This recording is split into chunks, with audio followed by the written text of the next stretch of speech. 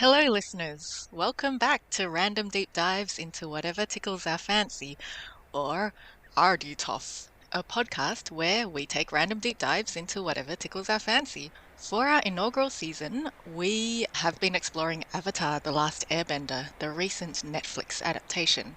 Today, we are going to take a deep dive into episodes 3 and 4, Omashu and Into the Dark. We are actually tackling two incredibly jam-packed episodes in one go, so needless to say, there's going to be a whole lot to chat about in this bumper double episode. Peter, do you want to talk about why we decided to discuss these two episodes together? Yeah, well, as you say, they're really jam packed. They've combined a number of different episodes. By my count, I think it's like four or five different episodes into this double episode of episode 3 and 4 of the new Netflix series. So there's a lot going on. There's a lot of interweaving stories that in the original they were separate stories. So yeah, it's quite different. I think this is where the Netflix series departs more from the original, and there's things that I think they've done better. I like them a lot. There's things that I'm sad that they changed, but pros and cons. I'm very excited by this one. So, yeah, Yeah, I'm super excited to hear in particular what you think they did better than the original. As I was watching this episode, I was just like, or as I was watching these two episodes, I was just like, so much happens. It's exactly as you said, like, there's so many different interweaving character threads, character arcs, and story threads. And I feel like, there's a lot of very relevant and interesting character development, but it's all happening at the same time, and it all feels quite compressed and I would say in some ways a little bit rushed. Like it's a bit of a personal preference, but for me, I definitely do enjoy spending more time getting to know the characters and then the emotional beats of what they're grappling with do hit harder. But yeah, I think we'll talk more about that as we delve into what actually happens in this episode. yeah, I do agree though. Yeah. Yeah. I also really liked some of the dialogue in this episode. So as we talk through it, I'm just gonna like drop in a couple of lines that I thought were really effective in like just exposing some of the characters' strengths and weaknesses. So Yeah, love be it. prepared. All right, shall we dive into it? Yeah, let's go. Let's do it. Okay, so episode 3 opens with quite a nice dramatic sort of side story. We see a group of Earth Kingdom rebels breaking into the Fire Lord's palace in an attempt to assassinate Fire Lord Ozai, but they are quickly thwarted by an undercover Azula, and Ozai ends up burning the Earth Kingdom rebels in front of Azula in another quite violent and horrific scene. This was a cool way, I thought, to open episode 3 to show some different characters, to show Azula more. And I really feel like in the live action, they are playing into this Ozai, Azula, and Zuko dynamic, which is quite a disturbing dynamic where Fire Lord Ozai is kind of really playing off his two children against each other and using their yearning for his approval to manipulate them for his own ends. So I think that dynamic is really coming out in these scenes that show Azula and Fire Lord Ozai. Yeah, definitely. It's a really great introduction for Azula's character, I think, showing her as a very cunning character, doing covert things with the rebels, and then having that relationship with her father that's, yeah, very manipulative and very strange, to be honest. It's a strange relationship that they have, quite an unhealthy one. And yeah, seeing that is a good introduction to her character, I think. Yeah, you're right. It is the first time we meet Azula in the live action, and we've only just met Ozai as well, so it's really our first proper glimpses of these characters and even just in Azula's expression as Ozai is burning those Earth Kingdom rebels, her expression there conveyed so much as she was watching them. There was a level of horror, but also you could see that she was, I don't know, it was a complex expression. She was sort of yearning to identify with her father and to win his approval by by reacting in the way that he expected her to. So, yes, as you said, a very disturbing dynamic. Yes. Yeah, her facial expressions were really good, I thought, actually. Just like you said, when it was burning. She did have a little bit of a smile, which was quite disturbing as well. And then after she got the information about the avatar, she had this really fierce expression, like in her eyes, like a Yes. furious energy, and it was really intense. Yes. And I thought, okay, yes, this is this is Azula. It's quite a different Azula I found from the Nickelodeon series, but just from this little bit I saw, I was interested. Yeah, I agree. I think there's been some reactions that it's not the Azula that people pictured from the Nickelodeon series, but as we've discussed before, I think we both feel like we see adaptations as a different creature, and the characters are going to be embodied in a different way by their actors. And Azula, perhaps in the original, comes across as very fierce and driven, and she has this sort of unbridled ferocity about her. But this Azula also has that intensity, as you said, but she already comes across as much more complex. And yeah, those close-ups of some of the expressions that she's making, I think convey a complexity and make her seem very interesting as an antagonist. So yeah, I'm liking this different Azula. So then we move into a different scene. We move back to Katara and Aang, and we see Katara trying to learn the water whip movement, a water bending movement, but she's having difficulty achieving it because she's having difficulty tapping into her emotions. And I just wanted to spend a moment on Katara because I don't think we talked so much about her in the first two episodes, but she also has a sadness about her that isn't so evident in the original series, perhaps. I do feel that this live action Katara is really grappling, understandably, with the trauma of losing her mother, and this is something we see pan out a bit more in this episode as well. Yeah, I think they are putting a little bit more of that emphasis onto the trauma she's dealt with. So that is a cool thing. And I think, yeah, they continue to delve into that in future episodes. So I am excited to talk more about that as the show goes on. Yeah, yeah, she is coming across as quite an interesting character as well, as they all are.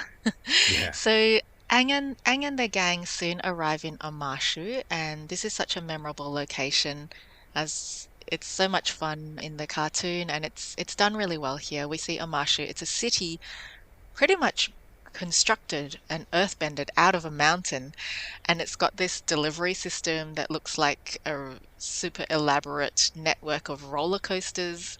And as Aang, Katara, and Sokka are lining up to get into Amashu, they encounter Jet, although they don't yet, really know who he is, and he helps them to sneak into the city. They get into the city, they roam the markets, and then Aang is looking for this person that he saw flying around above the city, and he eventually finds him, and we meet Teo and his father Sai, who is the mechanist to the king of Omashu. Did you have any thoughts about Omashu and entering the Yeah. city of Omashu? I thought, okay, first of all, it's a really cool looking city visually, and I thought they brought it to life really well. There's a comment in the original series about how the system actually works, where they earth bend to go uphill, and then they use gravity to go downhill. So I wish they had included that little comment, but the system of delivery is, yeah, it's a really cool system. And I thought the marketplace as well in Omashu was a really lively market, and I enjoyed seeing it. There was someone selling pie show boards. Again, that's really cool. Food, Yeah, I fabrics noticed is that. everything. Yeah. Yeah. Yeah, I really wanted to check out those pie show boards. They were like different colors as well. Yes. Yeah, and later on we actually get a fight scene in the market, so that's also cool. Mm. So I guess we're already seeing a lot of different character threads being like pulled together in this episode, right? We're already meeting Jet, and then we're already meeting Teo and his father Sai, and then quite quickly Katara discovers that Sai is giving information to Fire Nation spies. So while he's working as the mechanist to the king of Amasha, he's also sneaking information to the enemy. So big revelation there. Yeah. So this is I guess, part of the original story. What I wanted to comment about Teo and Sai, though, is how in the original, they weren't in Omashu at all. They were part of an entirely different story, and they've been brought in, which I think adds a lot to Omashu. It makes Omashu seem a lot more complex as a city, how they're dealing with the war, how there's all this turmoil in Omashu, which is a new addition to the Netflix series, and I really like it. I am a bit sad though because the original Teo and Sai story, I think Sai is a new name. I don't remember him being given a name in the Mm. original, but in the original, they were actually living in one of the air temples. And the story was about Aang coming to terms with the fact that the airbenders are gone. And these people are here, which initially is upsetting to him, of course. You know, it was previously the home of his people, and that's hard to deal with. But he learns to accept that and sees that they've become custodians of the temple, and he comes to terms with that. So I'm a bit sad that they miss out on that story, but they still have a lot of the same threads about Sai's, I guess, betrayal. It seems like, and then all the complexities of war, with Sai being Mm. forced to do what he has to do to survive, or at least that's how Sai sees it. Obviously, Teo disagrees, and all that stuff. I think Mm. that's a really Mm. good story, and that is kept here. So I still really enjoyed it. Yeah. I do think that all the different characters that they've woven into this Omashu episode, like I think that the choice to do that is not a bad one. Jet being here and his team being involved in the bombings in Omashu and the complexities of that, and then Sai and his role, the way that the war has shaped him and his choices in terms of protecting himself and his son and making him quite a morally grey character. Like they're interesting characters, right? And they're interesting character arcs. But the thing about trying to squeeze so many character arcs into a 1 hour or less episode, you do lose stuff along the way because you can only spend, a few minutes with each character when there's so many different characters that we're trying to devote time to. So Yeah, yeah, it is a bit of a shame what's lost in compressing all of these stories into one place in a single episode. yeah, it's true. But I do think that these stories work well together. Although it is rushed, I agree. I think Sai and Jet, as you said, are both morally grey characters because they've tried to do what they think is the right thing within this war that is really affecting them. And they've both become very morally grey, and as a result, by combining their stories, we kind of pit these morally grey stories and views against each other, and we see how they end up causing the members of our little team of heroes to then have conflicts with each other as well as they disagree about who's actually right.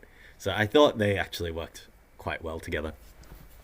Yeah, I think it really gives us a broader sense of the Earth Kingdom and of the Fire Nation and how the conflict that has raged on for 100 years now has really shaped the lives of these people and forced people to make really difficult choices. Not only Sai and Jet, but later, of course, we meet Bumi and we see how much the war that he's had to grapple with as a king for the last 100 years has affected him. Yeah, So definitely. yeah, Jet in particular is a very charismatic, compelling character. He's very intriguing when we first meet him. And then Katara kind of falls in with Jet and his freedom fighters once they together take out that Fire Nation spy. In a pretty cool battle scene, Katara and Jet track the Fire Nation spy out of Omashu. Interestingly, the Fire Nation spy is wearing a red cloak, so and he like actively uses fire to burn the note that Sai gives him. So I'm not sure like about how good a spy he is, given that he's wearing red. Yeah, yeah. But anyway, look, that's beside the point. Katara and Jet challenge him in the forest. They have a cool battle. Jet's gang turns up and helps them to win the day. And then Katara like follows Jet back to the camp of the freedom fighters, which basically resembles a giant ropes course. And they have quite a poignant conversation. Like Jet shares his own backstory, which is quite sad. So he lost his family and his village to the Fire Nation when he was 8. And then Katara, in response, opens up about her mother's death. And she also mentions that she's actually been having more flashbacks in recent times. And I think you really see that sadness carried in her character, even in, just these first 2 or 3 episodes. After this conversation, Katara actually manages to level up her waterbending by kind of voicing her memory of her mother and coming to terms a little bit more with the death of her mother.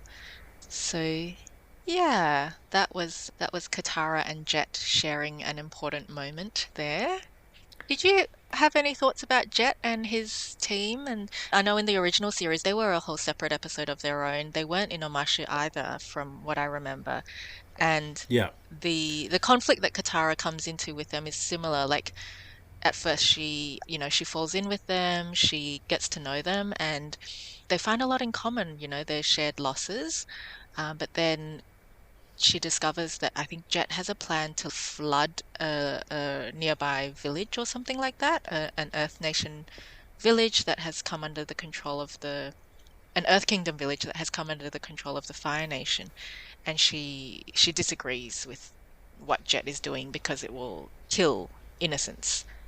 Yeah. So yeah, it's a different setting, but the same sort of moral conflict that's Yeah, been exactly. transplanted into Omashu. Yeah, and I think they did that well. I think Jet is done really well. Yeah, He's he's got very that. Jet, isn't he? Yeah, he's very Jet. That's right. He's The got all hair. that. His look, his when he gets quite dark, he captures that well. Earlier on, he's very charming. He's like a really charismatic leader who sweeps Katara off her feet. It's. I think everything was very Jet. Yeah, I think it's the hair, right? The fringe.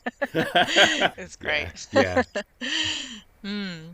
Okay, so we're well into Omashu now. We've met a whole bunch of new characters, and the episode also switches back to the Fire Nation, and we see a little bit of Azula. Azula writes a letter back to Zhao, and we see that they are conspiring together.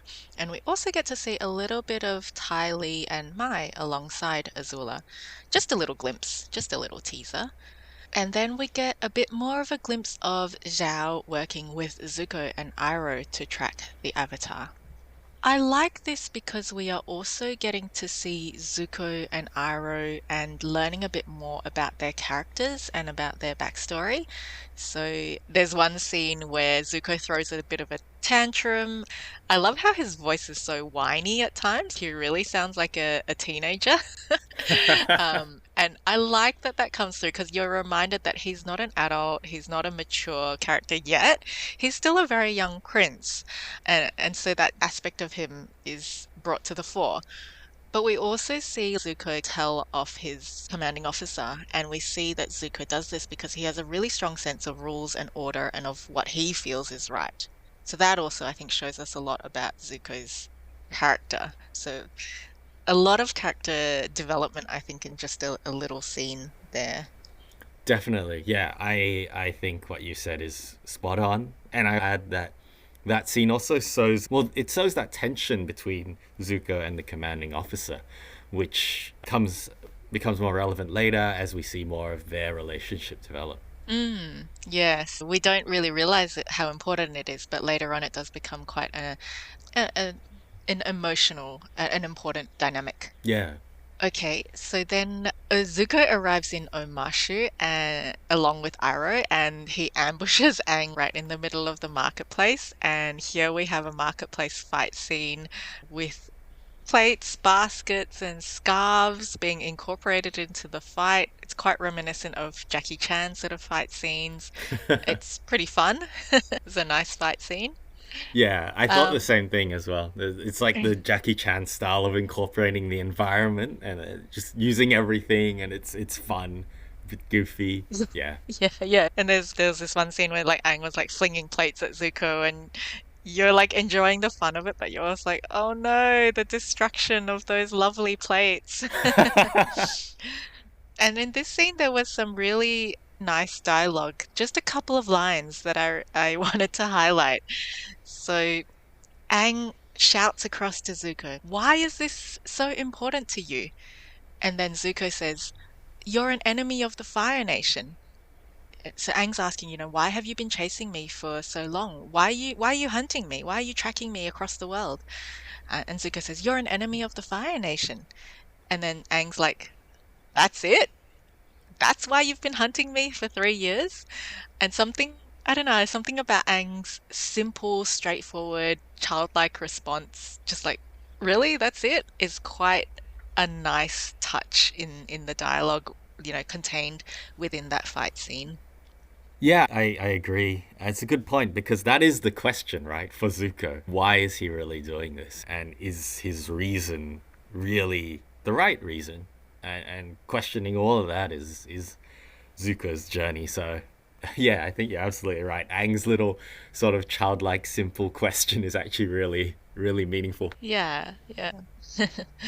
Okay, and then things start to get a lot more dramatic towards the end of episode 3. The gang pretty soon find out that Jet is responsible for the bombings, and his team have planted glowing green blasting jelly in Sai's briefcase, and they're gonna set off the bomb just as Sai arrives at the palace and walks up to King Bumi.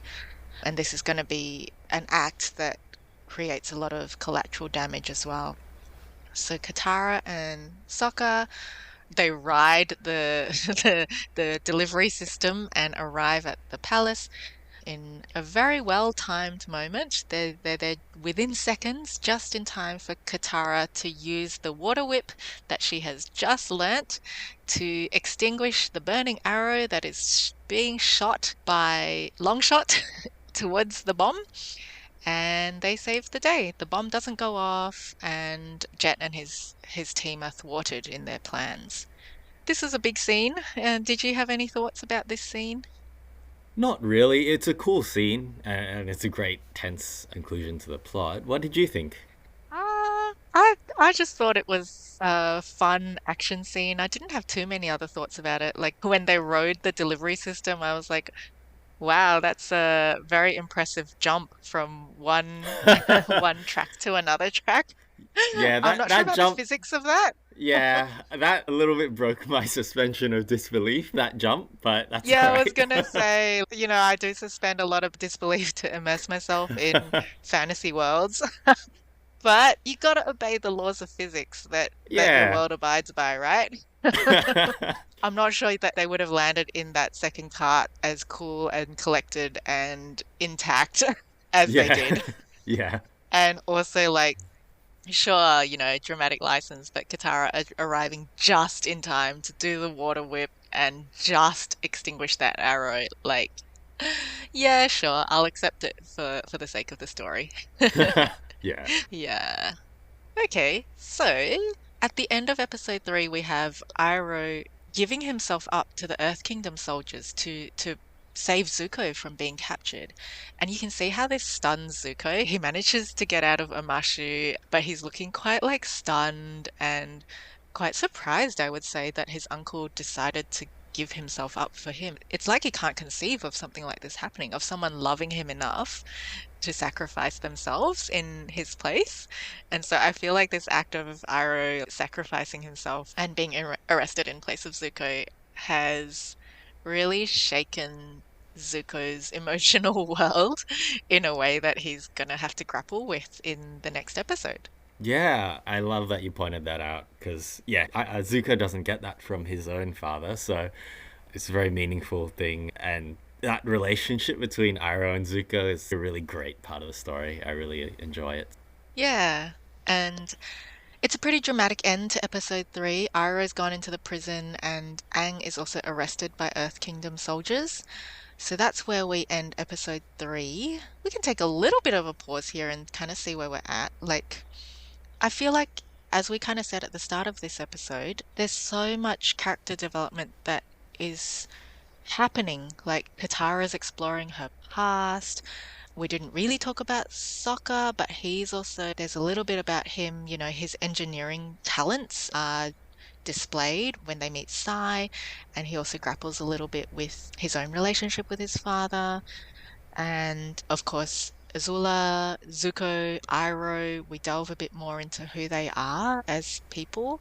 And then we meet a bunch of new characters too. So there's really so much happening in this one episode. Yeah, and a lot of personal character stakes being dealt with here. I like that you mentioned soccer as well because we didn't talk about it earlier, but I thought that this series delves a little bit more into soccer as well and his feelings of inadequacy as a someone who's supposed to be a warrior following his father, and now he's being told actually that there's lots of warriors in the world, but there aren't so many great engineers, and that's a cool little touch for Sokka to hear an encouragement of some of his other skills. Yeah, to realize that he perhaps has something else to contribute to the world in a different way. It's nice. Yeah, Okay, so episode 4 is called Into the Dark because Katara and Sokka will venture into a very dark place. But at the very start of the episode, Katara needs to pretty much crush Jet because she disagrees with his actions, right? So they encounter each other again. Somehow, despite how huge Omashu is, Katara and Jet manage to like randomly encounter each other very easily, conveniently. But yes, they encounter each other again, and Katara's like, I don't agree with what you're doing. You've lost direction. You're acting out of hate rather than out of love, which they're very simple lines, but I think she delivers them well, and they do hit home. I think they're great lines. And she says to him, "You're just like the firebenders," and you can see how much his face darkens when he hears that. It yeah, really kind of cuts him, and he's like, "I'm nothing like the firebenders." And he actually strikes out at Katara, and she has to use some very cool ice powers to like freeze him in a column of ice. And then she kind of just walks away very coolly. So, yay, Katara. yeah. I think it's a good conclusion to Jet's little arc here, leaving him in this dark place. He does appear later and he has more of a journey, but seeing him go through this and Katara go through this, yeah, I thought that was done very well. But now that we talk about it, it does feel very fast, doesn't it? Like we just meet him at the start of the episode, we briefly meet his gang, and then suddenly, quite quickly, they go through the emotional beats of conflict and then the argument and them going their separate ways. So I do wish we had more time to spend with Jet and his friends, and I wonder if he will come back in further seasons of the adaptation. I hope he Yeah, does. we hope so. Yeah. Okay, so then Katara and Sokka are like determined to rescue Aang from the Earth Kingdom prison, and so they venture underground towards these secret haunted tunnels under Omashu. Before they go actually into the tunnels, they have an encounter with some minstrels. We a very random encounter. Did you have any thoughts about? I'm sure you have thoughts about the minstrels. You're a fan of the minstrels. They have a whole episode dedicated to the minstrel story in the original Do series. they? A whole They episode? Are do. you sure? Yes, they spend a whole episode there, Okay. and Sokka does not like them. So that was quite a comedic episode, I thought, and it has some other stuff as well. It has Aang and Katara, a glimpse of possibly romance there. There's a few things. I don't necessarily miss this episode, honestly. So the fact that they've included these characters, these minstrels, just for a couple of minutes as a like a nod, but without going too deep, I'm okay with that. That's it. That's one of the changes that you approved of. Yeah. Yeah. Yeah, fair. I'm surprised that Sokka didn't like the minstrels in the original because there's this moment in this episode where the minstrels are like, "Hey, pick that up, won't you? Give it a shake." And he starts like shaking it, and then he gets really into the dance within like a few seconds. I would have loved like a few more seconds of Sokka joining the minstrels, but you know. It's already a very busy episode. I don't think they could devote another. minute to Sokka dancing around with a maraca. Yeah. Ah, shame. Anyway, so the minstrels also serve the function of expounding the legend of the founding of Omashu. I really liked this animation. It's like this animation that looked a little bit three-dimensional. It kind of looked like an animated stone carving, would you say? Yeah. Yeah, where we learn about the legend of Omar and Shu, who were star-crossed lovers, who in this adaptation they are queer star-crossed lovers, which is a nice change, who learned earthbending from the badger moles, created these secret tunnels, and eventually founded the city of Omashu. So it was cool to have a little bit of a legend incorporated into the story. Yeah, definitely. I did notice that. If I remember correctly, they weren't queer in the original one, so that's a nice touch. Yeah, no, I don't think they were. So it was a subtly done but nice change. Okay, and then Katara and Sokka, their journey into the tunnels is kind of an opportunity for even more character development in this episode. They address their sibling relationship, right? Which is kind of nice because they've been quarreling on and off over the last three episodes. They're butting heads around Sokka, kind of wanting to take on a more like a fatherly role, looking after them, always wanting to dictate what they're doing, and then Katara kind of not feeling heard, feeling like she's being treated like a child. And so this is an opportunity as they're wandering through those dark tunnels to work through some of the conflicts in their relationship. And it ties into how they're actually going to get through these tunnels because initially Sokka thinks that they need to follow the glowing crystals to find their way through this elaborate tunnel network. They soon get lost. They discover the tunnels are actually actively changing as they're wandering through them, and they encounter a badger mole. And they realize that, as the quote said, love is brightest in the dark. The badger moles are actually blind and they respond empathetically. They seem to respond to feelings. So it's a little bit cheesy, but they feel the love between Katara and Sokka, and so the badger mole actually helps them get through the tunnels.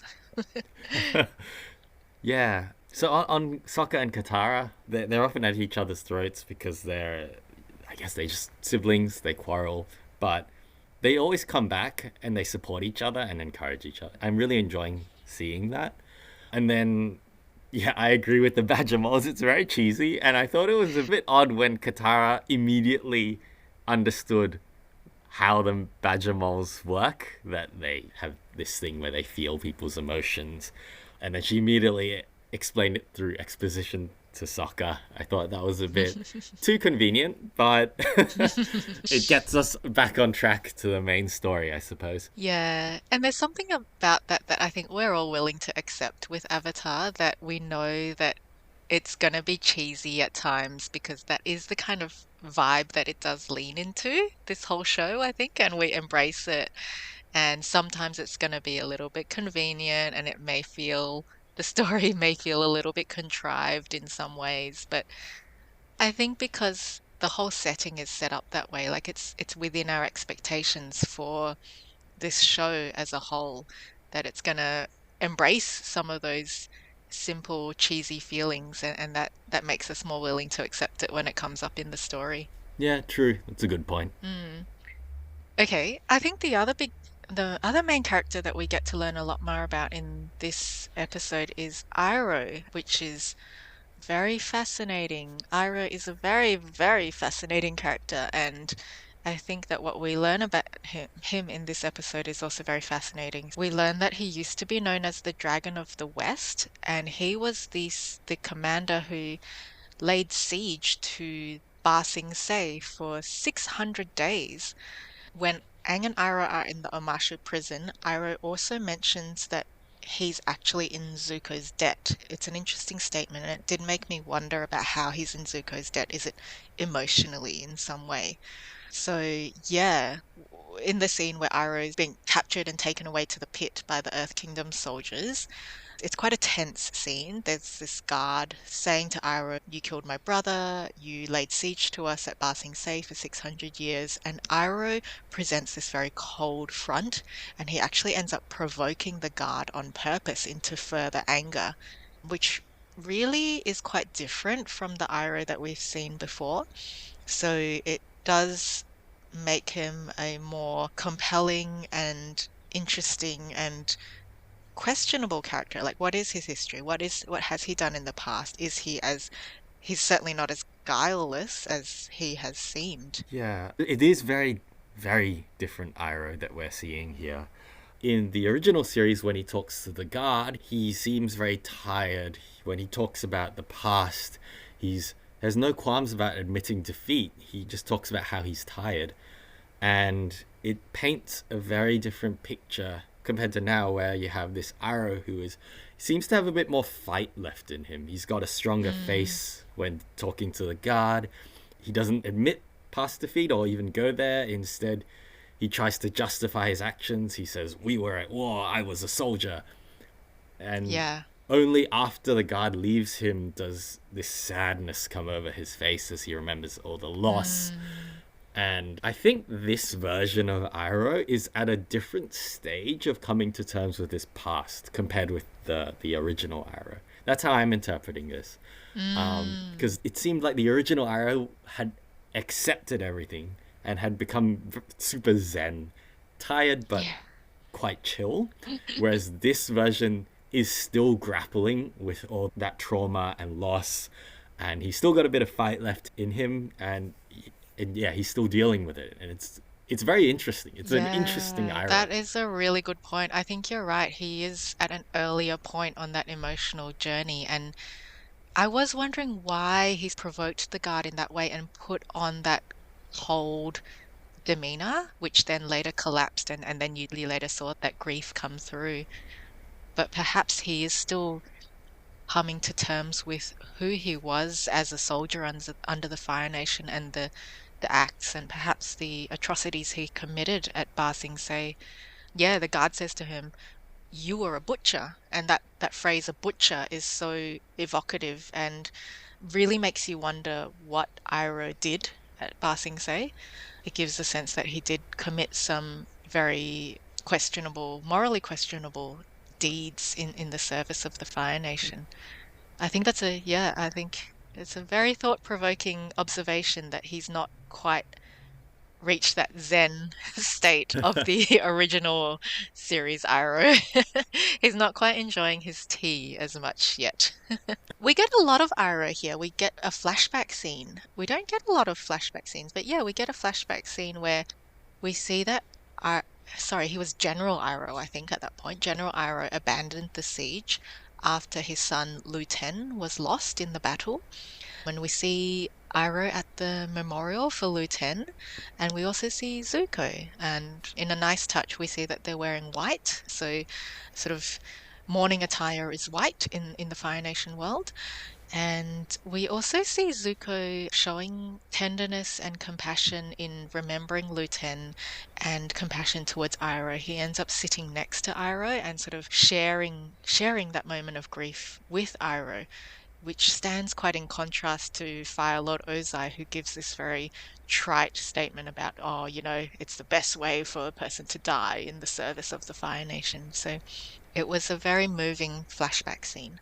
Yeah, I thought that was a really great scene. I also thought it was great how when Zuko first comes up, he also gives a really trite, like almost rehearsed comment Mm. about dying into the service of the Fire Nation, and then he walks away and comes back a second later and actually opens up, and it's that moment where there's a tenderness between Zuko and Iroh and the start of that relationship, which I thought was really heartwarming.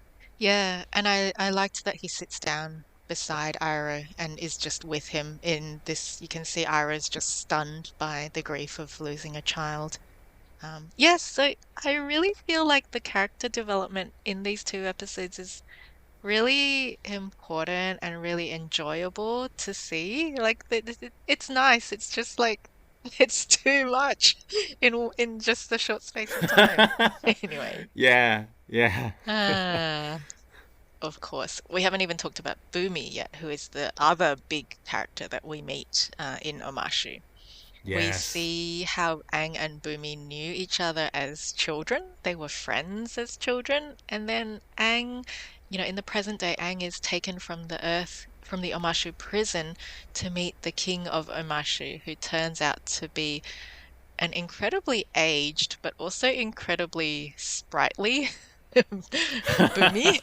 Yeah. And his personality has changed a lot over the last 100 years.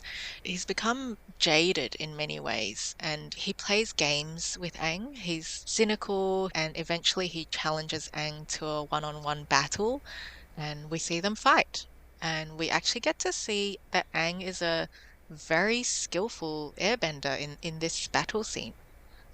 We've seen Aang fight a little bit before, but I think this scene where he's fighting a very powerful earthbender, we see Aang do a lot with his earthbending skills, including deflecting, big chunks of rock and stone and holding up two very large pieces of stone above his own head and above Bumi's head. There's also some lovely dialogue between Bumi and Aang. Sorry, did you want to say something about Aang? No, no, that's all. I want to dive into Boomy actually and his character. What did you think of Boomy? That was my next question. Yeah, I thought Boomy was interesting. You could see like threads of perhaps the child he used to be, but you could really see how much the last 100 years had changed him. He vents to Aang, right, about needing to make impossible choices as a king and how making impossible choices day in, day out for 100 years is an impossible thing in itself. And that's sort of why he's become the way he is. He's exhausted by the task of leading Omashu and often having to choose who survives or which resources go where. I thought he Yeah. was done quite well. What did you think? Yeah, it was a bit sad to see him portrayed this way because in the original he was not jaded. His tests were more to help Aang become better.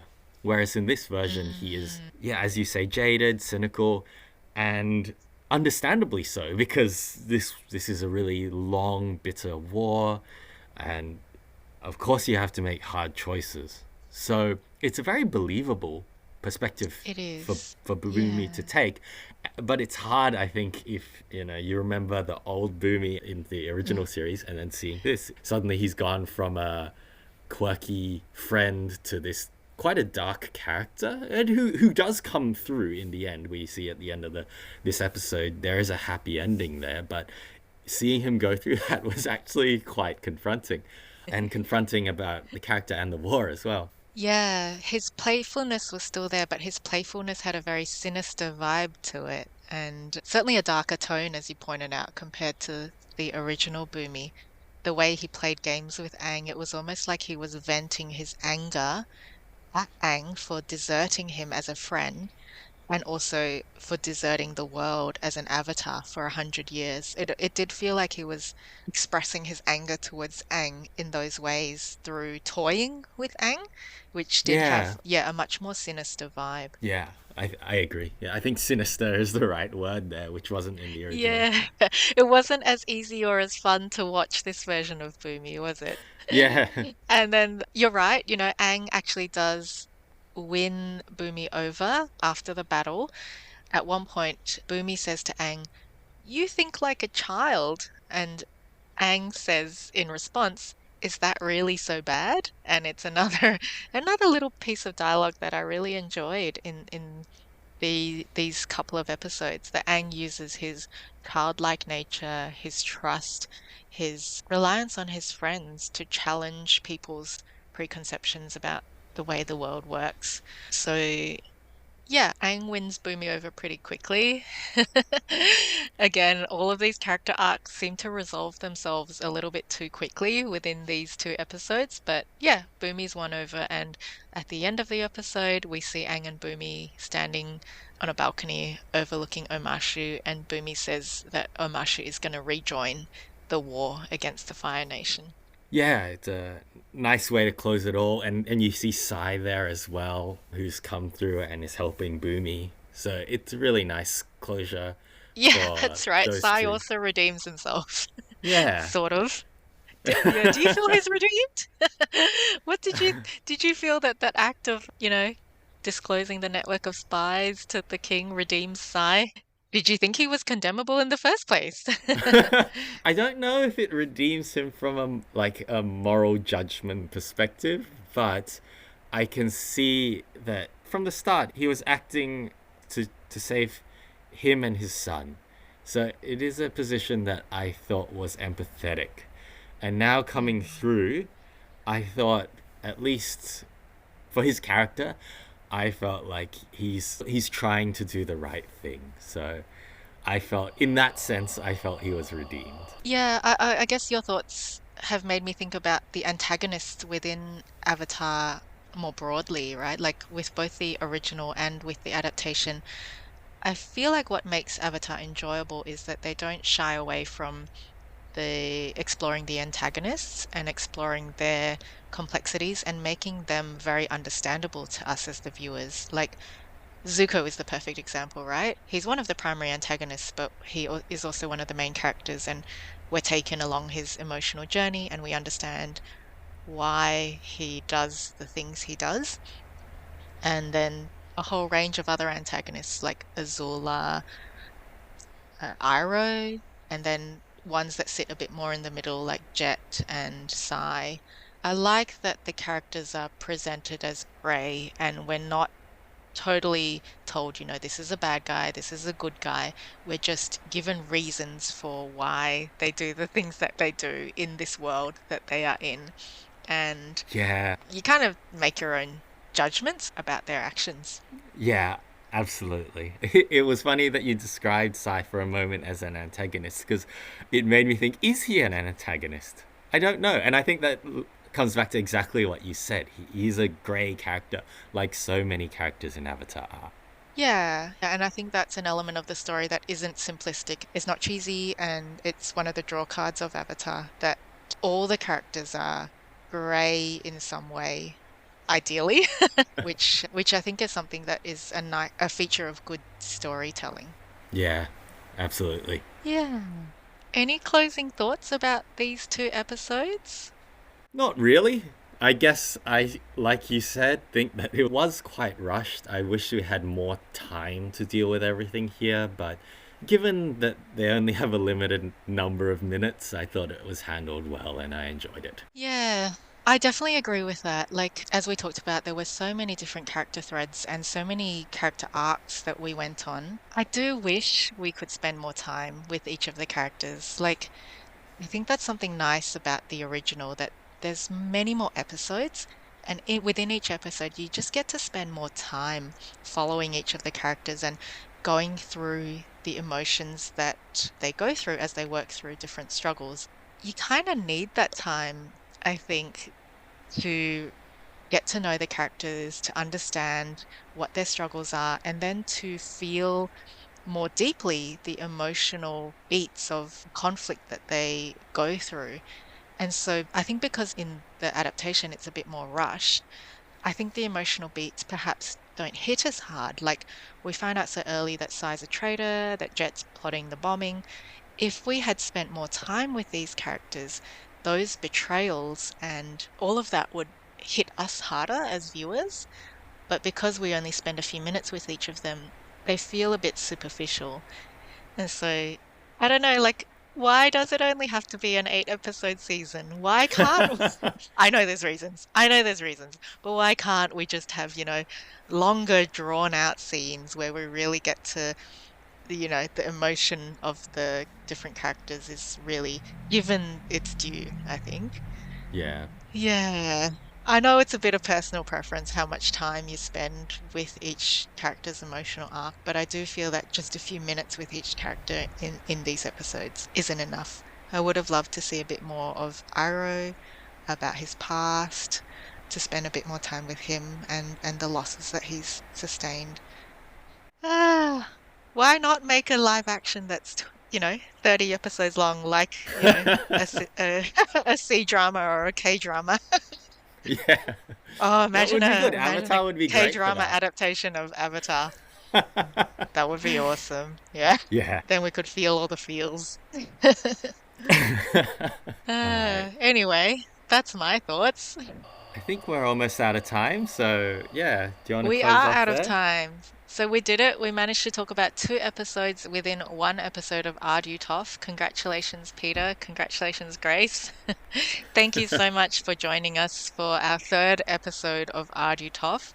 We hope you enjoyed taking a deep dive into episodes 3 and 4 of Avatar: The Last Airbender, Netflix adaptation. It was a bit of a rush, but we got through it. Next episode, we are going to chat about episodes 5 and 6 of Avatar: The Last Airbender.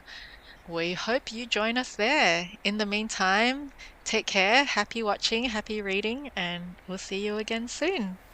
See you, everyone. Bye. Bye.